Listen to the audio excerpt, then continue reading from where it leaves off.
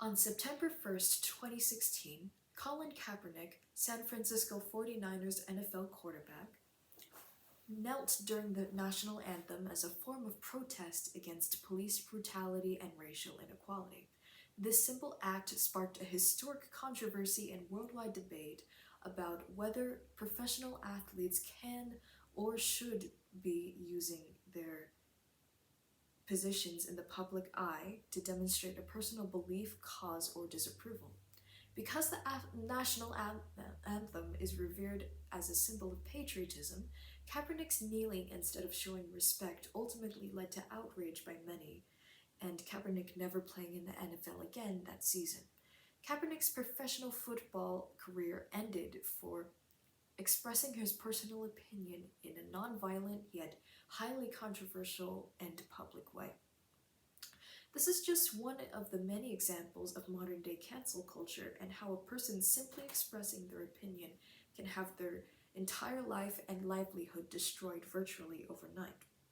According to a 2021 article titled Top 10 Recent Examples of Cancel Culture from the Washington Times, we're in a sad place in society if someone's firing/cancellation is celebrated more than their life's work.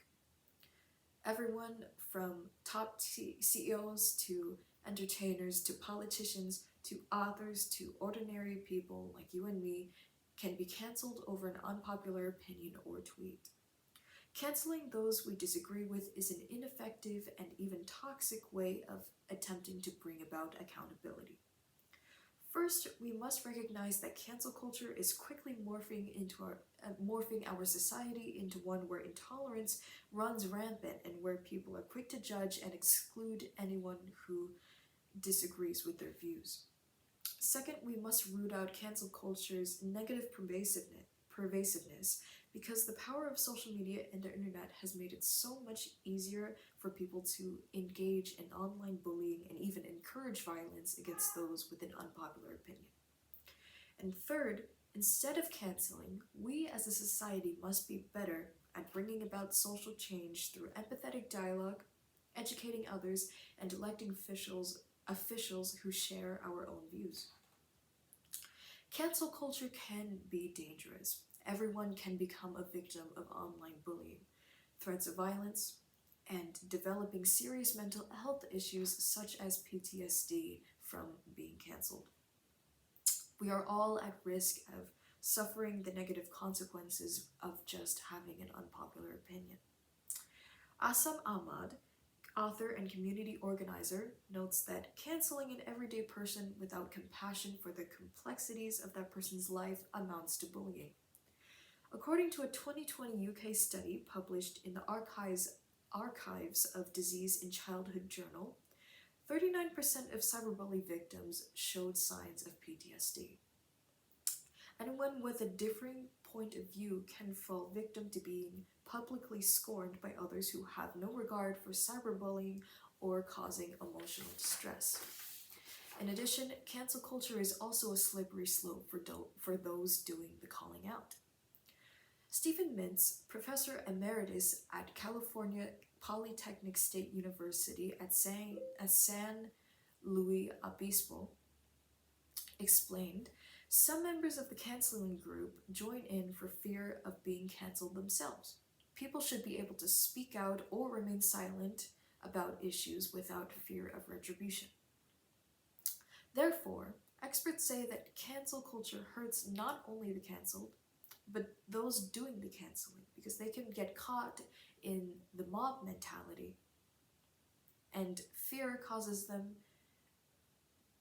from doing the right thing. So, how did we get here, and what challenges do we face in stemming the negative impacts of cancel culture? Addressing the problem with social media is one way. People are less inhibited today than to call out others online. Everyone's access and use of social media and other online platforms is the fuel that makes cancel culture a way of life in today's society. Samir Hindusha, co-director of the Cyberbullying Research Center at Florida Atlantic University, stated cyberbullies are more likely to feel free from social norms and morals and ethics and rules and possible punishments and sanctions when they're behind a screen or physically and physically distant or geographically separate from the target. They can hide behind a computer screen and even anonymity when canceling others. Cancel culture will continue to thrive because cancelers feel that it is a noble endeavor in the name of seeking justice, virtue, decency, or morality. And Anna Richards, Vice President of the Neutral Zone Coaching and Consulting Services, notes that those doing the calling out are taking the moral high ground with a lot of righteous indignation and inviting others to participate in a public shaming exercise. So long as people feel entitled, justified, or even morally obligated to call out others' differing points of view. Despite the challenges we face, there are ways that we as a society can work together to minimize the effects of cancel culture. Instead of rushing to judgment and publicly canceling someone, we should engage in individual conversations with people to promote growth, empathy, and productive dialogue. As Patrice Cancoulers, co-founder of Black Lives Matter, states, people don't understand that social activism organizing isn't going online and cussing people out or going to a protest and calling something out. Make no mistake, activism is hard work. Promoting real change is not easy. We must put down our phones and get off the internet when we want to disagree with someone's opinion. Instead,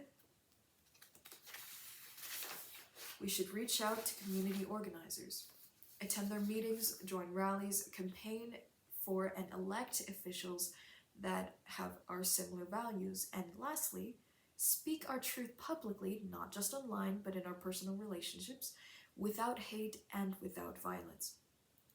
In conclusion, I've discussed how cancel culture can be an ineffective and even toxic way of bringing about change or accountability. There are three main points to take away from the information I've provided. Cancel culture is making our society increasingly intolerant of differing points of view.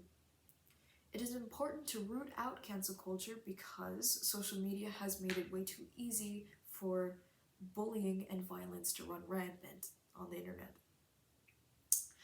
And three, we as a society need to engage in productive dialogue and true activism if we want to see real change. It is time to exit the online blaming and shaming game and to do the harder work to minimize the negative consequences of cancel culture. It is the only way to bring about true accountability, fair and open dialogue, and ultimately real progress. Colin Kaepernick's story at the beginning of this speech described how one man fell victim to modern-day cancel culture, but the story did not end there. Since 2016, Kaepernick's protest became a symbol of solidarity within the oppressed and the need for racial justice. More importantly, after Kaepernick was cancelled, a national dialogue was sparked about widespread discrimination in the justice system and systemic racism. Kaepernick is now seen as one of the most influential athletes of the 21st century for igniting real activism, constructive dialogue, and social change. Thank you for watching.